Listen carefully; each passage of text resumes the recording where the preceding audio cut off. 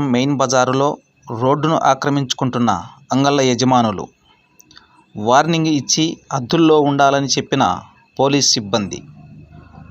అంగళ్ళను వెనక్కి పెట్టుకోకపోతే తామే అంగళ్ళను తొలగిస్తాము అని హెచ్చరించిన పోలీస్ సిబ్బంది. బ్రహ్మంగారి భక్తులకు ఇబ్బందిగా మారుతున్న అంగళ్ళు. 30 అడుగులు ఉన్న బజారు 15 అడుగులకు చేరుకుంది. బాడుగలు వసూలు చేసే దేవస్థాన యాజమాన్యం మాత్రం ఏమీ పట్టనట్లు వ్యవహరిస్తున్నారు. దాతలు కట్టించిన రామాలయం ముందు కూడా అంగళ్ళు ఏర్పాటు చేసి బాడుగలు వసూలు చేస్తున్నారు. మన రాష్ట్రంలోనే ప్రముఖ పుణ్యక్షేత్రమైన జగద్గురు శ్రీ మధ్విరాట్ పోతులూరు వీరబ్రహ్మేంద్ర స్వాముల వారి దేవస్థానానికి వచ్చే భక్తులు స్థానిక వ్యాపారస్తుల ద్వారా ఇబ్బందులు ఎదుర్కొంటున్నా కూడా దేవస్థాన యాజమాన్యం పట్టించుకోవడం లేదు.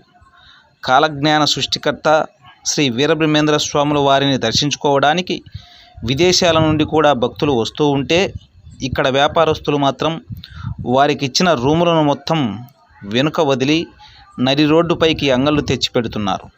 వారు ముందుకు వచ్చారని వీరు ముందుకు వచ్చారని వారు ఒకరికి ఒకరు పోటీపడి ముందుకు రావడమే కాకుండా ఒకరికి ఒకరు గొడవలు పడి పోలీస్ స్టేషన్ వరకు వెళ్ళిన సందర్భాలు చాలా ఉన్నాయి.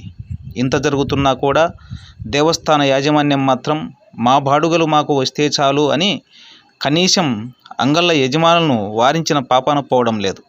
బ్రహ్మంగారిని దర్శించుకోవడానికి వచ్చిన భక్తులు రోడ్డుపైకి వచ్చి అంగళ్ళను చూసి ముక్కున వేలేసుకుంటున్నారు.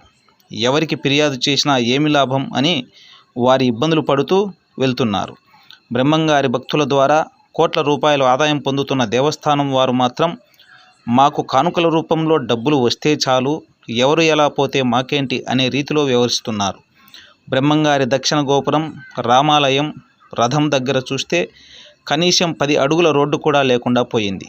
డబ్బులు వసూలు చేయడమే ప్రధానంగా పెట్టుకున్న దేవస్థాన యాజమాన్యం బజారులో ఏమి జరుగుతుందో, భక్తులకు ఎలాంటి ఇబ్బందులు ఎదుర్కొంటున్నాయి అనే విషయంపై కనీసం నెలలో ఒక్కరోజైనా దేవస్థాన fit person Shankar Balaji, manager Eswarayachari పర్యవేక్షణ చేయాల్సిన అవసరం ఎంతైనా ఉంది. బజారులోని వ్యాపారస్తులు తమకు తాము తెలుసుకొని భక్తులకు ఇబ్బంది కలగకుండా ఎవరి రూములో వారు ఉంటూ రోడ్డుపైన అంగళ్ళు పెట్టకుండా వ్యాపారాలు చేసుకోవాలని కోరుకుందాం.